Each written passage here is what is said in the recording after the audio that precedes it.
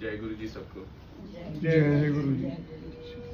सबसे पहले मेरे माँ बाप का शुक्राना जिन्होंने यहाँ तक पहुँचाया, फिर मेरे गुरु जी का शुक्राना जिन्होंने हमेशा साथ दिया, और आई हुई संगतों का शुक्राना जिन्होंने यहाँ पे आज आके हमारे यहाँ पे चरण पाए और ये सत्संग में भाग लगाया।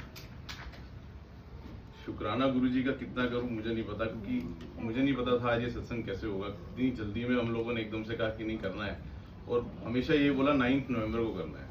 बस ये बोलते रहे और चलते रहे, कोई तैयारी नहीं, कुछ नहीं। हम आपस में ही बोलते थे एक दूसरे को, कोई हमसे पूछता था हम उसको बोल देते थे 9 नवंबर, और कोई तैयारी नहीं होती थी।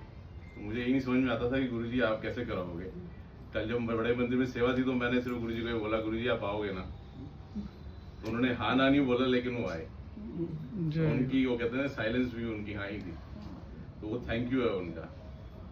तो ये जो गुरु जी पे भरोसा होता है ना हमारा, यही है जो हमारे को आगे लेके जाता है। ये इसकी एक बहुत बड़ी, अभी मैंने एक बात सुनी किसी से, मतलब वो जेप्टो में वो डिलीवरी करते हैं, मैं उनसे मिला तो उनका ये बोलना था कि रिसेंटली उनके साथ एक इंसिडेंट हुआ, वो गुरु जी को मानते हैं। तो वो जा रहे थे अपनी बाइक पे, तो एज पर हिज वर्ड्स एक स्मैकिया ने उनको रोक लिया और एक ब्लेड उसके हाथ में थी। उसने बोला ये जितने पैसे हैं तेरे पास सारे दिन के जो भी कमाए हैं वो सारे मुझे दे दे, और ये तेरे पास मोबाइल है ये भी दे दे। तो उसने ये बोला, कहता तू जितने पैसे लेने ले जा, मेरा सब कुछ ले जा, मैं मोबाइल नहीं दूंगा, इसमें मेरा रब है। वो कहता कैसे? कहता इसमें मेरे गुरुजी के स्वरूप है, मैं नहीं दूंगा चाहे तू मुझे जान से भी मार दे। उसने कोशिश करी उसको मारने की, तो उसने कट मारा उसके फेस पे ब्लेड से। तो जब उसने कट मारा ना, तो उसने यही बात मुझे बोली, कहता अंकल मैंने आपके यहाँ पे एक चीज सुनी थी, आपने कहा था कि मैं अकेला नहीं हूँ, मेरा गुरु मेरे साथ है। कहता उस चीख में भी मेरी आवाज में यही निकला, मैं अकेला नहीं हूँ, मेरा गुरु मेरे साथ है। कहता उसी वक्त 2 कमांडो पीछे से जाते हुए दिखे मुझे, और मैंने उसको आवाज मारी, मैंने कहा अंकल देखो। कहते उन्होंने आके उसको पकड़ के हटा, मतलब बिल्कुल ठीक कर दिया। कहते मैं निकला वहां से किसी तरीके से बच के, और उन्होंने बचाया मुझे 2 कमांडोज ने। मैंने कहा क्योंकि वो गुरु जी के ही भेजे होते हैं, देयर इज नो कोइंसिडेंस। जब वो निकला वहां से, तो अगले दिन जब वो जा रहा था कहीं पर, रास्ते में जाते जाते उसको एक, मतलब वो कहीं पर रुका किसी काम से, वो परेशान था कि उसके मुंह पे कट लगा और उसके पास दवाई का नहीं था। तो कह रहा था कि मेरे को ना दर्द हो रही थी। तो मेरे पास कोई आदमी आया, वो आके बोलने लग गया ये तुम्हें चोट कैसे लगी? तो उसने बताना शुरू किया अपना इंसिडेंट कि कैसे हुआ। तो जब उसने बोलना शुरू किया ना, उसने उससे पहले बोला जय गुरु जी। उसने कहा आप भी गुरु जी को मानते हो? कहते हैं हाँ मैं भी गुरु जी को मानता हूँ, इसलिए तेरी जो फेस देखी ना, मेरे को लगा मैं तेरे से पूछूं कि तेरे को क्या लगी है। तो जब वो बात कर रहा था, वो कहता अचानक से एक बटरफ्लाई उड़ के आई। कहता जब मैं उनसे बात कर रहा था, वो मेरे यहाँ पे मेरे कट के ऊपर ऐसे घूम रही थी।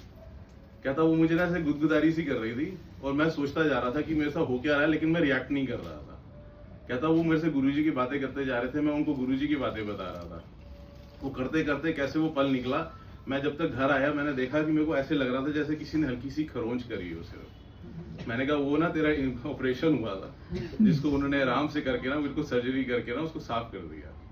तो गुरुजी का गम देने का देखो तरीका है, क्योंकि कर्म तो काटने ही है। उसके कर्म थे उस दिन, और ऐसे कर्म थे जिससे उसके साथ कुछ भी हो सकता था। लेकिन जब उसने गुरुजी को ये बोला ना कि मेरा भरोसा है गुरुजी आप ही, और मैं अकेला नहीं हूँ, मेरा गुरु मेरे साथ है, तो गुरु ने अपने बंदे भेजे। वहां पे 2 कमांडोज आए जिन्होंने उसको पकड़ लिया और उसको बचाया।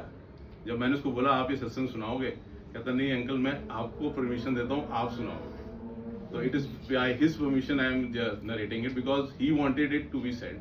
ही सेड कि मैं आपके यहाँ पे नहीं आ पा रहा हूँ, मुझे ना बहुत डिलीवरीज करनी है, मुझे कुछ अमाउंट इकट्ठा करना है, मेरे को स्कूटर की EMI देनी होती है दिन ब दिन, तो मैं वो नहीं छोड़ सकता। तो मैंने कहा ये भी बिल्कुल ठीक बात है। गुरुजी ने कहा था पहले अपना काम देखो, फिर किसी चीज में आ गया। मैंने कहा गुरुजी के पास काम छोड़ के आओगे तो वो भी बुरा मानेंगे। मैंने कहा इसलिए आप अपना काम देखो, अपनी कमाइयाँ करो और कमाइयाँ करो और आगे बढ़ो, और उसके बाद जब तुम फ्री हो जाओगे ना, तो शायद अगली बार जब भी सत्संग हो तुम जरूर आना। तो उसने भी वही कहा था अंकल मेरी तरफ से ये है कि मैं अपना सत्संग आपको देता हूँ, आप प्लीज सुनाइएगा।